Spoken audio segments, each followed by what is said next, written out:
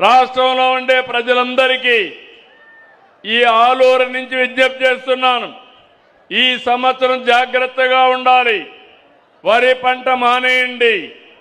ఉండే నీళ్లు సమర్థవంతంగా ఉపయోగించుకుంటాం. భూగర్భ జలాలు ఉంటే ఏదైనా మెట్ట పైర్లు వేయండి, 10 రూపాయలు వస్తాయి. ముందు పళ్ళు కూరగాయలు ఉండే పంటల్ని కాపాడుకుందాం. దాని తర్వాత ఎక్కడికక్కడ ప్రకృతి సేద్యానికి వెళదాం. పిఎండి మెథడ్ని అంటే ఏవైతే విత్తనాలు ఉన్నాయో ఆ విత్తనాలన్నీ సీడ్ బాల్స్గా తయారు చేసి మనం వేయగలిగితే 6 నెలల్లో ఎప్పుడు వర్షం పడినా మొలకొస్తాయి. ఆ మొలకొస్తే కనీసం మన పశువులకు గడ్డెన అవుతుంది. 2-3 వర్షాలు పడితే పంట వస్తుంది. లేకపోతే భూమి సారం కూడా పెరుగుతుందని చెప్పి నేను మీకు తెలియజేస్తున్నా. దీనికి ఒక కార్యక్రమం తీసుకొస్తాం. దాని ద్వారా ఎవ్వరికి ఇబ్బంది లేకుండా చేసే బాధ్యత తీసుకుంటాం.